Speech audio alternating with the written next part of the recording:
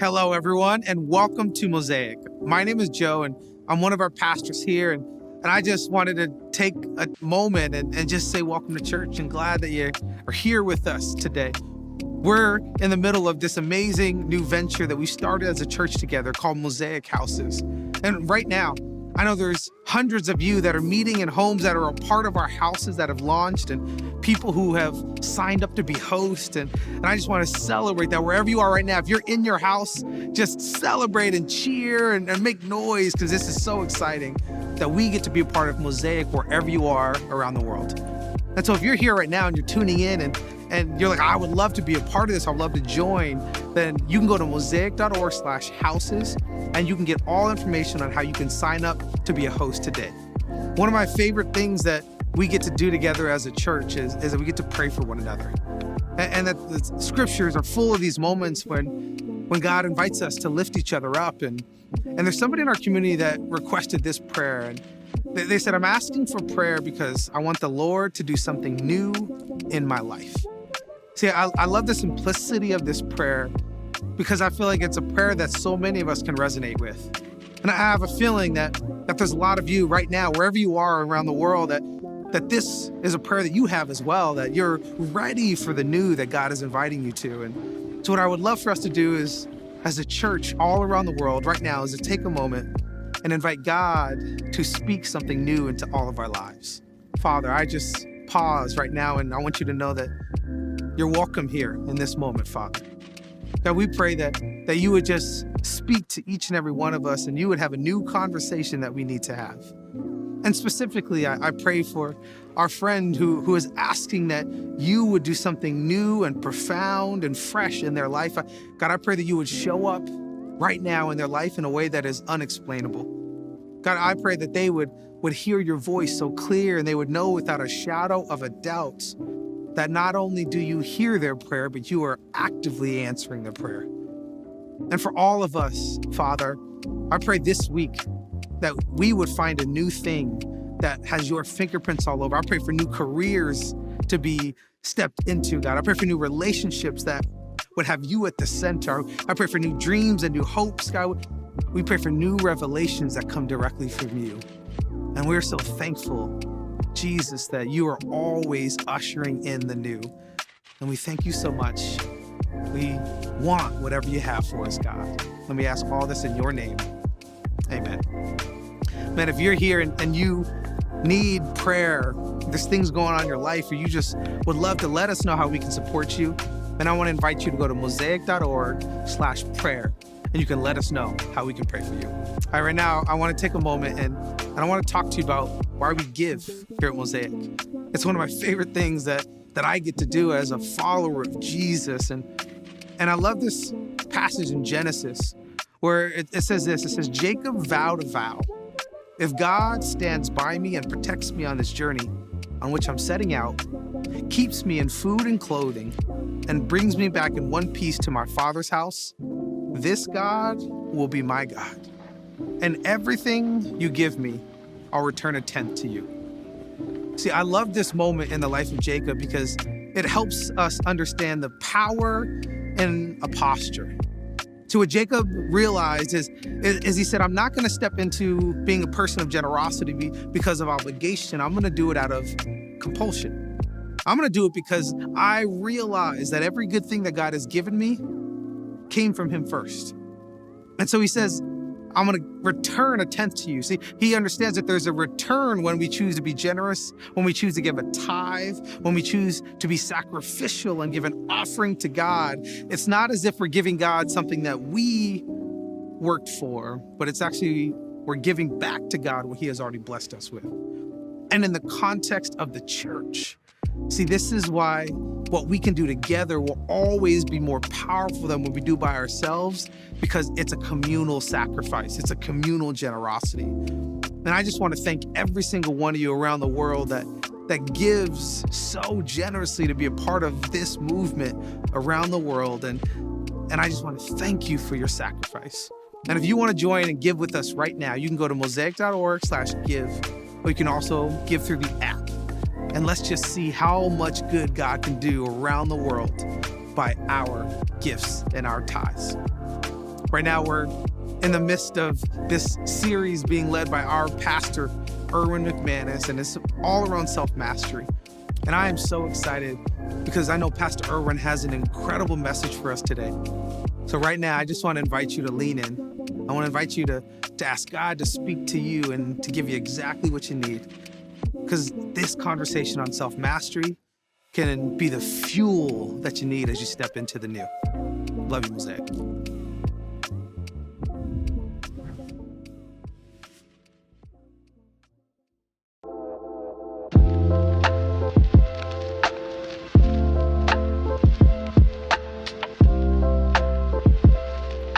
We began this conversation around self-mastery with one critical proposition, that until you gain self-mastery, everything else in your life will always seem a bit out of control. You'll never step into the full capacity, the full potential that you were created to live at. That there's an aspect to who we are that cannot be produced by anyone else. It has to actually be the product of our own choices. And sometimes this becomes a little confusing because when you're a person of faith, when you put your trust in Jesus, a huge part of the language that we have is, well, you just need to let Jesus do it, and you just need to trust God to make it happen. And so what happens so oftentimes is that our journey of faith causes us to abdicate those areas in our life where we have to take mastery over ourselves. And so we focus together, beginning with the concept of ownership, that until you take ownership for your life, you will not have the power to bring the change that your life so desperately needs, that you so desperately want to bring to your own life, to your own future, to your own personhood. And yes, there is this powerful interplay between you and God, that there are things in your life that you cannot do for yourself, that only God can do for you. But there are things in your life that you must do for yourself, and God will never take them out of your hands. He will give you the power. He will give you the strength. He will be with you in his presence, but he will not do it for you. He's going to empower you and hold you responsible to make those choices. Ownership is at the center of resilience. But we also saw how not only is ownership critical to self-mastery, but so is mindset. And that the filter through which we process thoughts, the way that we deal with the battle of our inner world, the way we're able to take every thought captive is critical to our own self-mastery. You will either take control over your thoughts or your thoughts will take control over you. And we began to unwrap how this dynamic of ownership and mindset, moving you to clarity, will be one of the critical aspects of your ability to be resilient throughout your life. And the last aspect that I want to focus on in this framework of self-mastery is energy. Now, I know a lot of times when we talk about self-mastery, there ends up being a conversation about time management, about how we organize our day, how we schedule our time. And I know some people are very structured, some people are more unstructured, and the aspects of personal discipline can become hugely significant in our ability to take mastery over our lives. But let me tell you, far more important than time management is energy management. So oftentimes we don't actually think about ourselves as energy machines or energy creatures. We both expend energy and we have to replenish that energy. And I want to just give this disclaimer. We live here in Los Angeles. We're right here in the heart of Hollywood. And so the language of energy is a huge part of the LA culture. And it's one of those words that my wife, Kim, has always hated. Whenever someone would say, oh, he has such great energy, Kim would just cringe. Or when people talk about the energy in the room or affecting each other's energy, and it would just drive her crazy. And then of course it just seems like it went off to all kinds of extremes, from energy rocks to crystals that give you energy. And frankly, over the last 30 years, I think she feels like she's lost the battle. Because 30 years ago, the language of energy was a really, really esoteric space where if you used that language, you were just on the fringe. But the world has changed. I mean, now we have energy bars and we have energy drinks and we have an entire language and an entire industry around energy. And in fact, now we understand, and by the way, this is scientific, that we human beings, even though we feel ourselves as the composition of flesh and blood, we are actually pure energy. And this is an extraordinary thing. It would almost seem like it was superstition or mythology 100 years ago if we had talked about human beings actually being energy. The idea that matter and energy are the same thing would seem to be magic or superstition or witchcraft. And yet now we know scientifically that even though we experience a part of our reality as something incredibly solid, we see the stool or there's a table or the floor or the building, and we think of that as matter, and then we see lights and we think of that as energy. But the reality is that everything is energy. It's just energy moving at different speeds and expressing itself in different ways. And so the language of energy is actually at the center of reality. But more than that, it's in the center of how we exist as human beings. You know, even though time, in a sense, is constantly in motion, there's a sense where time is also static. There are always 60 seconds in a minute. There are always 60 minutes in an hour. There are always 24 hours in a day. There are always 7 days in a week. There are always 365 days in a year, 12 months in a year. And what we sometimes forget is that we cannot change that static nature of time. We all have the same minutes, hours, days, weeks, months, years until they're gone. And so what makes a minute dynamic is not the 60 seconds. It's not the time. It's the energy. What will change a moment, what will take a minute and transform it into a moment that has momentum, is the amount of energy you bring into that moment. Now, one of the fascinating things to me in the life of Jesus, because when I think about Jesus, I think of someone with unlimited energy. And yet what we find is that Jesus, being fully man, actually expended energy, found himself exhausted and tired, and had a moment in his life where the power that was in him actually went out from him to someone else. It's in Luke chapter 8, beginning in verse 40. Let's read from verse 40 to verse 48. It says, "Now when Jesus returned, a crowd welcomed him, for they were all expecting him. A man named Jairus, a synagogue leader, came and fell at Jesus' feet, pleading with him to come to his house, because his only daughter, a girl of about 12 years old, was dying. As Jesus was on his way, the crowds almost crushed him.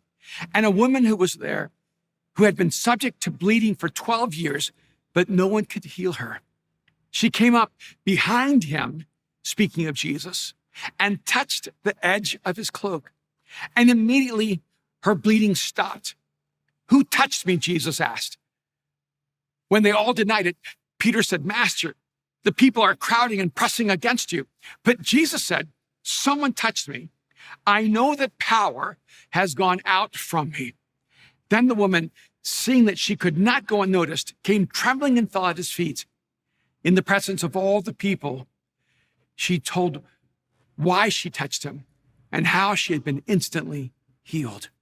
Then he said to her, 'Daughter, your faith has healed you. Go in peace.'" Now, I know this is so much outside of our Western language, but what is happening in this moment is that there is a transference of energy from Jesus to this woman. There's a transference of power from Jesus to this woman. I mean, the moment has its absurdity. I mean, Jesus is pressing through a crowd. People are pressing through him. And I don't know if you've ever been in the Middle East or in the middle of a bazaar or a fair, but I remember walking the streets of Damascus and there was people everywhere and people are pressing up against each other and he's working his way through the crowd. And I've known those moments in my life where the crowd is so tight and the people so thick that you almost can't even breathe. You're just pressing person against person against person. And Jesus is in the middle of a crowd. People are pressing against him. And all of a sudden he says, "Who touched me?" Someone touched me. And the disciples are saying, "Jesus, everyone touched you. What do you mean someone touched you?" What's interesting is that Jesus actually interacted with an endless number of people, but there was no transference of energy or power. that so many people pressed up against the Son of God. Can you imagine being in physical contact with God and having nothing happen when you're passing by? And it seems that the transference of energy required intention, that the woman actually pressed toward Jesus and touched him with intention. She had been sick for 12 years and hoped that somehow touching Jesus would allow his ability to heal to touch her life and heal her. She doesn't even get to his body. She just touches his cloak. But the intention of that moment transferred his power and healed her. And she realized in that moment that she'd been caught. Can you imagine, in a sense, like stealing something from God or taking something from God without permission? And then God stopping that moment and saying, "Who touched me?" And she knew exactly why he was asking the question. It wasn't who touched me. It was who touched me, who reached out for me with intention, that my power would go from me to them to bring the healing they needed. And when the woman finally exposed herself, she was trembling and fell at his feet in the presence of everyone and acknowledged it had been her and how she'd been instantly healed. And then Jesus confirms on her the reality of what just happened. "Daughter, your faith has healed you. Go in peace."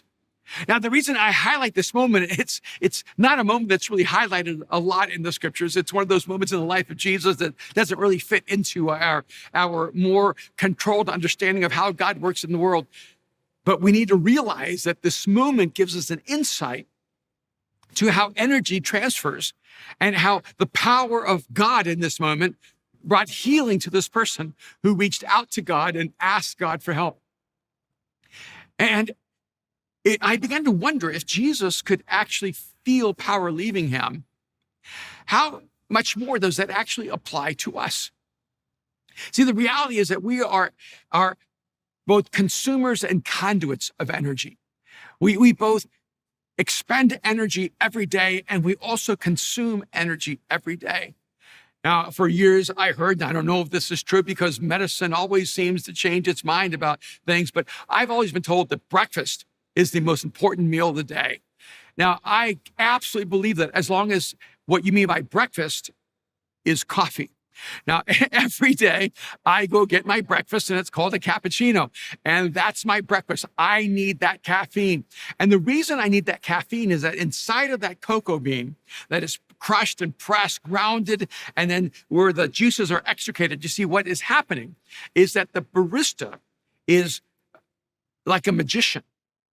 The barista has the ability to extract out of that bean all the energy I need for that morning. We don't call it energy, we call it caffeine. And a lot of us are addicted to caffeine. Why? Because we need that external source of energy to get us going throughout the day. Because some of us are not morning people. Now, Kim is a morning person, and I'm outnumbered. Aaron is a morning person, and Mariah is a morning person. I'm a morning person if it counts that sometimes I go to sleep in the morning, but I'm actually, and I've always been a night person. And in the morning, I wake up, but I'm not one of those people that just pops out of bed full of energy, excited about the day. In fact, sometimes it just used to frustrate me when Kim would wake up and she would be so loud because she was so happy and she did not want to be alone. So she wanted to make sure she woke me up. She just has all this natural energy in the morning, but her energy starts high and then it dissipates and it lands way before the sun sets. And somewhere around 3 or 4 o'clock, she's exhausted and she's like, I need to take a nap. And I never take naps. Because about that time, my energy is actually elevating, it's escalating. And so our relationship to energy and the time of day is, well, virtually incompatible. And but at the same time, I love the fact that she has so much energy in the morning. And I hope she appreciates the fact that I have a lot of energy later in the day. And she knows that there are certain things that actually energize me in the morning. I can actually hear bacon. And long before I smell it, I can hear it. And sometimes she'll cook breakfast, and I'll hear the bacon, and then I smell the aroma of the bacon. I don't know what happens. Just the aroma of the bacon gives me energy. I start getting energized. Have you ever found yourself exhausted and suddenly something from the external environment begins to energize you? It should make you aware of the fact that we humans are actually energy machines. And if we do not learn how to manage our energy, we will not learn the power of self-mastery. Now, one of the great challenges is that there are not only things that energize us, but there are things that steal our energy. I remember one time I had been traveling quite a bit. The kids were a lot younger, and I'd been gone, I think, over a week, maybe 2 weeks. And I walked into the house, and I'm not sure why. Maybe Kim was like stressed, and she probably just felt the pressure of parenting and taking care of everything while I was gone. But the moment I walked in, before she said hello and before she said I love you, she said, "Hey, would you take out the garbage?" Now, I knew that was Kim's way of saying, "I'm so happy you're home and I love you." And when she said, "Will you take out the garbage?" I did not respond well. I said, "I just walked in. I'm exhausted. I've been on a plane all day. Could I just sit and rest? I'm really tired." And then she felt bad. She goes, "I'm sorry. Just sit down and rest." And then a few minutes later, I got a phone call from one of the guys. And he said, "Hey, Erwin, we heard you were home and we got a basketball gym. Do you want to come play basketball?" And all of a sudden, I mean, I was so tired. But now I was like energized. I got so excited, and I said, "Wait a minute, give me a minute. Let me talk to Kim." And it's not that I need to ask for permission. It's just that I want to be happy. And so I went up to Kim and I said, "Honey, after I take out the garbage, would it be okay if I go play basketball with the guys?" And she goes, "What?" I said, yeah, I just got a call from the guys, and I know you know how important it is to hang out with men and to spend time with the guys. And so after I take out the garbage, would it be okay if I go play basketball? She goes, "Oh, no, you're so tired. You're just so exhausted. There's no way you can go play basketball. You're just exhausted." I go, "Honey, I was so exhausted, but now I just have so much energy, and, I can take out the garbage and go play ball." And she goes, so let me get this right. Let me get this straight. You've been gone for 2 weeks. You just got home. And what you want to do is go play basketball. I said, "Well, when you put it like that, it doesn't sound so good." But then she goes, "Sure, you go right ahead," which is another story, by the way, in a different application, because when she said, "Sure, go right ahead," I knew that she didn't mean that there was a subtext, that she was saying, if I choose to go play basketball rather than be with her, it's going to be a long, long, difficult week for me. But that's not my point right now. My point is this. I really was exhausted when she asked me to take out the garbage. And I was strangely and unexpectedly energized the moment I even thought about going to play basketball. See, the reality is that life has different effects on us. And it changes the energy dynamic inside of us. And you need to be careful if you're only doing things that cost you energy, and you're not spending time doing things that also replenish your energy. And people expend and replenish energy differently. Now, there are really only two arenas where you expend energy: in your inner world and the outside world. You expend energy in your inner world, and we're going to talk a little bit about that. You expend energy in the outer world, and we're going to talk a little bit about that. But in those worlds, there are these epicenters that consume energy. And let me just kind of highlight a few of those. Because I know in my life, sometimes one of these epicenters consumes more energy than another one. One of the epicenters that consumes energy are problems, crisis, challenges. And so when you're facing a problem, when you have a crisis, when you have a challenge, it'll consume energy. Long before you ever have to face the crisis or deal with the problem or face the challenge, you begin to expend energy just trying to solve the problem. Have you ever had a problem and all you can do is think about the problem? All you can do is think about how to solve the problem, and you cannot figure out how to solve the problem. So you're just feeling the anxiety, the stress of the problem. And in fact, when you actually face the problem, it's not nearly as bad as all the scenarios you created in your head. When you are processing problems and crises, it actually costs you energy. And what's so interesting is that so oftentimes our ratio is way off. We'll spend 90% of the time thinking about the problem, worrying about the problem, and 10% of the time solving the problem and doing something about the problem. But here's the crazy thing. Thinking about the problem and worrying about the problem costs you energy. Actually, solving the problem will most likely give you energy. And yet we spend less time doing the very thing in relationship to the problem that gives us energy, and most of the time on the part that actually costs us energy. So, quick strategy. When you have a problem, when you're facing a crisis, when you have a challenge, spend 10% of the time worrying about it, thinking about it, and trying to solve it in your head, and 90% of your time solving the problem, doing something about it, and getting it out of your field of concern. Problems are one area where we all expend energy, but another one is people. It's relationships. In fact, I think this might be one of the highest consumers of our energy. Navigating relationships, if I can say this politely, is exhausting. I mean, this planet would be perfect if it wasn't for people, right? And have you ever thought your life would be great except the people in your life? But the reality is that the people in your life also bring the greatest beauty and wonder and joy and fulfillment. And so the reality is that people are both our greatest gift and our greatest challenge. But navigating relationships can be an incredible point of consuming energy in your life, especially when those relationships are unhealthy. Unhealthy relationships consume energy. They will just suck you dry of all the energy you have. In fact, everything in life can be going great. And if you have unhealthy relationships, you will feel as if you have no energy for life. You'll have a hard time going to sleep at night or have a hard time waking up in the morning because that energy consumption is tearing you apart.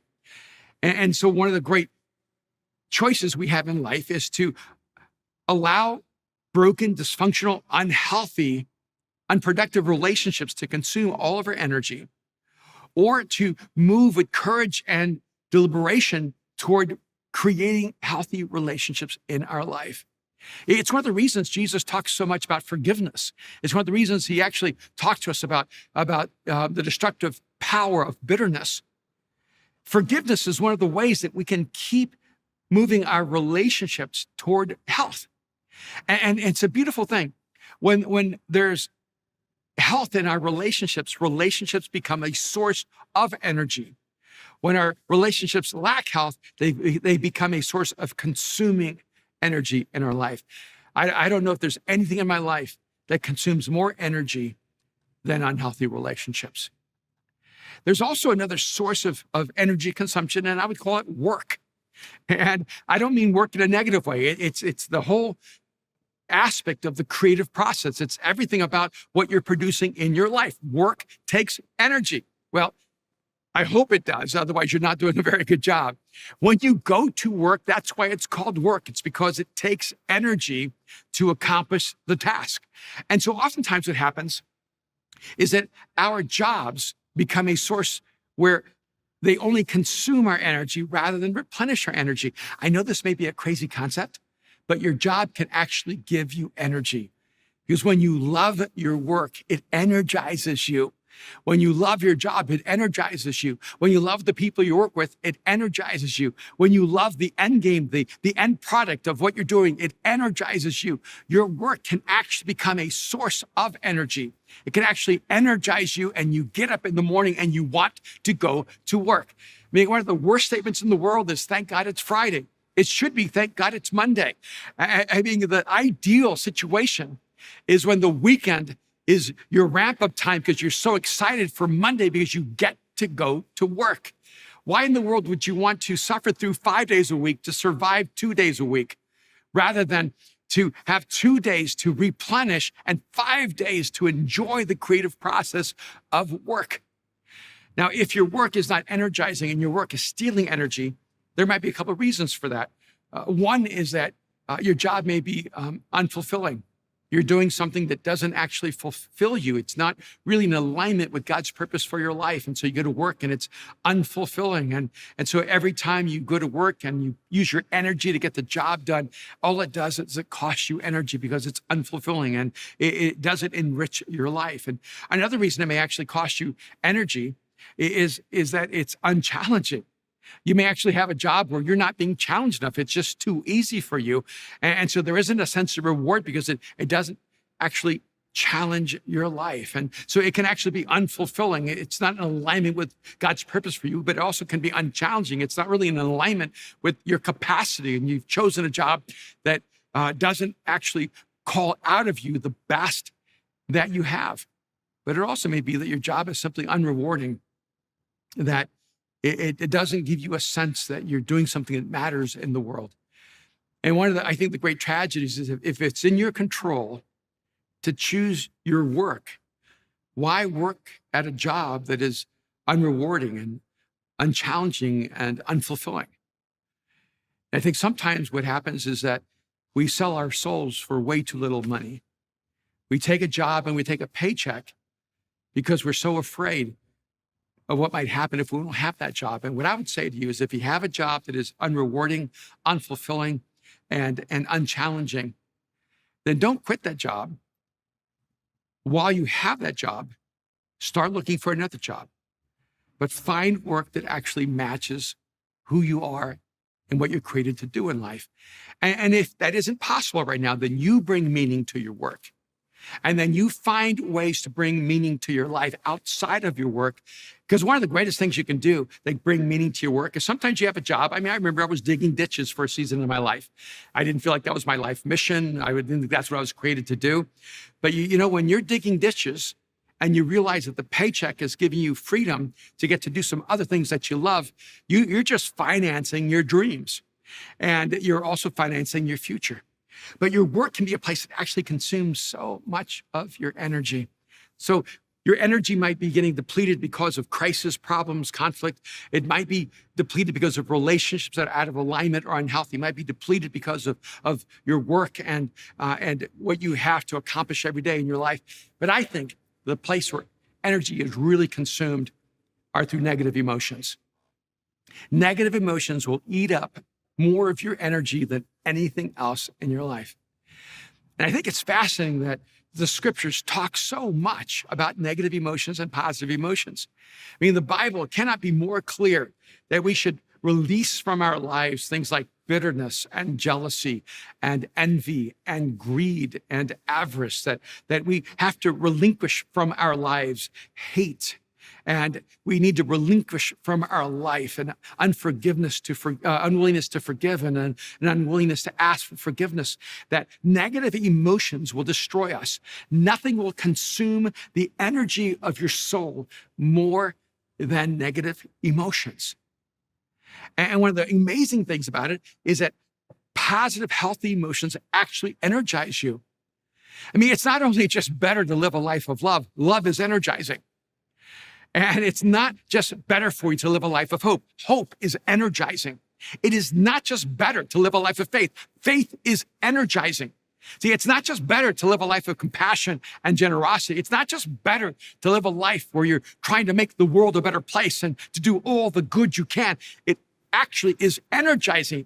Here's the crazy thing. Serving others actually is energizing when you're doing it for the right reasons with the right intention and motive.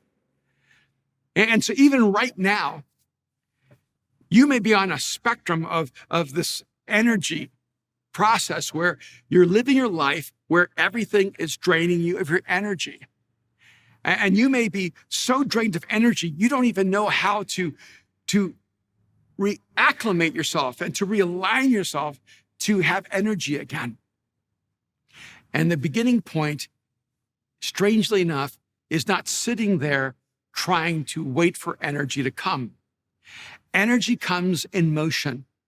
And so if you find yourself lacking the passion to be alive, lacking the motivation to get up and do something, lacking the energy to live your life to the fullest, the starting point is to get up and do something good for someone else. The starting point is to get up and serve someone who needs you to serve them. The starting point is to get up and start acting in a manner that reflects the person you want to become. And the action creates energy. You know, I have an electric car, which I love because for the last several years, I've never had to fill it up with gas. I love the fact that I have a zero carbon imprint in the world through my car. I love the fact that I'm helping bring electric vehicles into the future of humanity. But the other day, I had to drive to up to the Santa Barbara area. And on the way back, my car ran out of energy and it redirected me. This is one of the fascinating things about the computer on my car is that even if I'm unaware of it, when I'm driving somewhere, it will tell me all of a sudden, you don't have the energy to make it. And it redirects me. It actually sends me to a charging station and tells me this is where you're going. And you ever just been so much in a hurry that you didn't want to stop to get gas, or so much in a hurry you didn't want to stop and refuel? I was in that kind of mode. I just want to get where I'm going. I'm late. I want to get there on time. And my car actually said to me, no, you're not going to keep going, because if you keep going, you're going to die. You're going to get off and you're going to recharge. See, I wish all of us had that mechanism inside of our souls. Because sometimes we're just so focused on what we're trying to do, so determined to get something done, so, intent on getting the job done or just being efficient. And God is trying to tell us, you're not going to make it if you don't refuel. You don't have the energy to go forward. And one of the critical things in our lives is not just to manage our time, but to manage our energy and to realize that God has designed you in such a way that you're not supposed to just expend energy. You're not supposed to just let the power leave you. You're supposed to make sure that you are also receiving the power that you need. And I think it's so fascinating that Jesus says that we will receive his Spirit. And the word that Jesus uses is dunamis, that we will receive the power of the Holy Spirit. And that word dunamis is the word where we get the word dynamite. And what God is actually telling us is that when we live in communion with him, when we live in the presence of God, when Jesus dwells within us and his Spirit energizes us, we receive the dunamis, the dynamite power of God to energize us to live the life that God has created us to live. Now, even if I was desperate, I could not go to a gas station and recharge my electric vehicle because it's the wrong kind of fuel. And sometimes when we're trying to live our lives in alignment with Jesus, but we start thinking, oh, what's going to energize me is more stuff. So if I can just have a nicer car or a nicer house, what's going to energize me is more stuff. So I can just maybe have nicer clothes or have nicer people or have a nicer girlfriend or boyfriend. Maybe if I can just have a better job or make more money, or if I can just have more bling or more things. And we actually think those things will give us the energy we need to live our lives. And that's like trying to get gas for an electric car, because you have been redesigned by God to live in his intention. And it's his energy, his presence, his Spirit, that is the only source that can actually fuel us most powerfully and most deeply and most profoundly. And as we live our lives in alignment with his purpose for our lives, we find life energizing. Let me tell you, there may be no more beautiful thing to have people in your life that actually energize you. I've been around people that have cost me energy. I mean, I've been in meetings with people where I just feel I'm so drained after having invested in their lives. But I'm also really thankful for those individuals in my life. I just enjoy them. They just replenish my energy. They just fuel my soul. And time with them is time where I'm actually being replenished, even while they're being replenished. Those are the best kind of relationships, the best kind of friendships, where both of you walk away feeling more energized because you were with each other. I actually love problems, and problems actually energize me, because I've learned that problems are just a promise that something extraordinary is on the other side. And when you can see problems as an opportunity to solve something that needs to be solved, to do something that maybe no one else could do, problems can actually be exciting, they can be exhilarating, they can actually bring incredible joy. And when you realize that work is not supposed to be simply a place that drains you of your energy, but work can be enriching and fulfilling and satisfying and dynamic and rewarding, and that work is actually part of the creative process. And when you create, it not only costs you energy, it actually replenishes your energy. And at the same time, when you realize that your emotions are the seed of the dominant force of your energy and you choose to eliminate negative emotions from your life. I just have chosen in my life, I don't have room for hate. I don't have room for bitterness. I do not have room in my soul for envy or greed or avarice or arrogance. I don't have room for all those negative emotions in my life. And I want to fill my soul with emotions like love and hope and grace and generosity and forgiveness and mercy and compassion. And that those emotions actually give me the energy I need to live the life that God created me to live. A woman touched Jesus and he felt power leave his body. And when his power left him, she found healing. And when Jesus looked at her, he called her a person of faith because he knew that it requires faith to receive from God the healing that only God can bring. Here's the amazing thing about Jesus is that Jesus is the singular source from which all of our healing can come, where the healing of our deepest wounds can actually take place. He's the singular source that can meet us at our point of need. He's the source of the love our souls have so desperately longed for. He's that source of hope that our souls have so desperately longed for. He's the courage that we've needed when we've been afraid. He's the confidence we've needed when we've been uncertain. And I think so oftentimes we try to prove to ourselves that we can do life without God when we were never created to do life outside of him. I had a conversation last week with a guy who, a really successful businessman, and he was in this group of people that paid $100,000 to be at an event, and they had to minimally make $100 million a year in their company. And I was there as a speaker, and I began having this conversation with this guy, and he told me, we just haven't accepted that we are all God's. And the most important thing I can give to myself is unconditional love.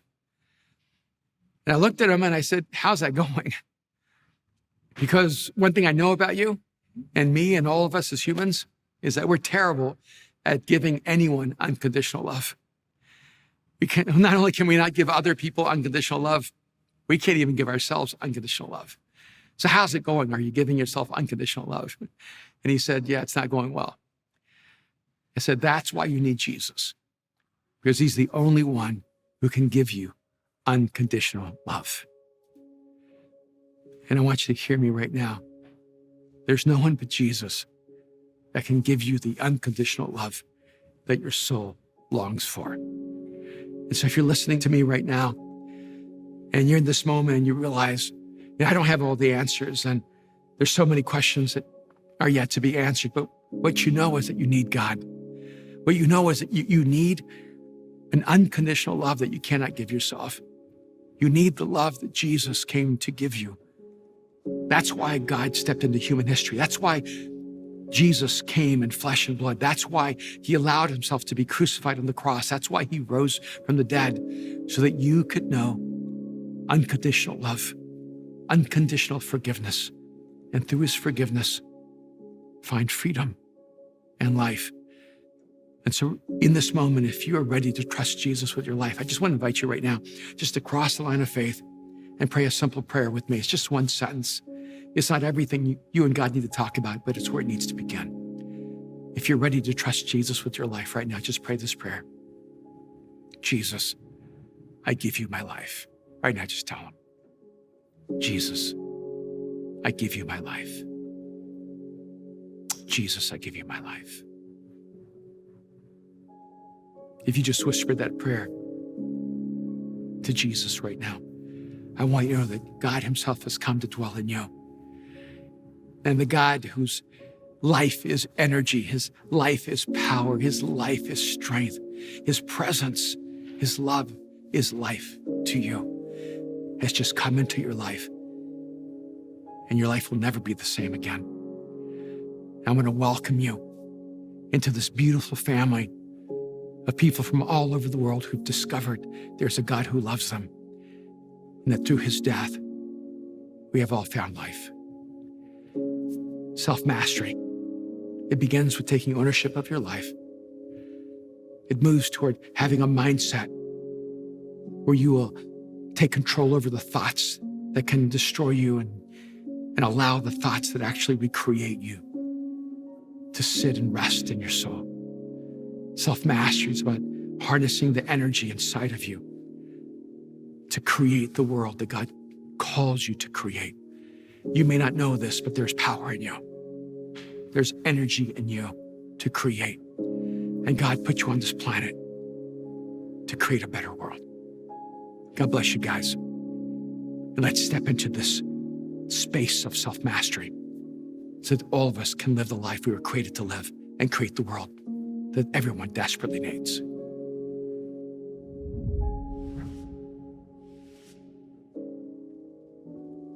Come on now, can we together thank Pastor Erwin for that talk? Man, that was so important. That was so powerful. And for so many of you, today was a decision that is going to alter your future forever.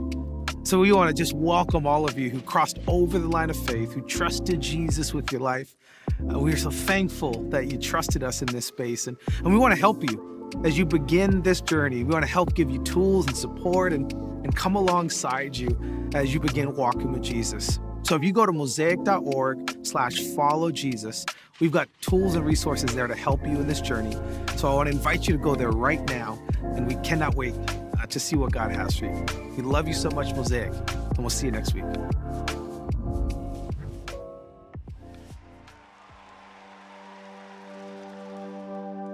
You are constant in the way that you forgive me, steady as the moon that shifts the tide,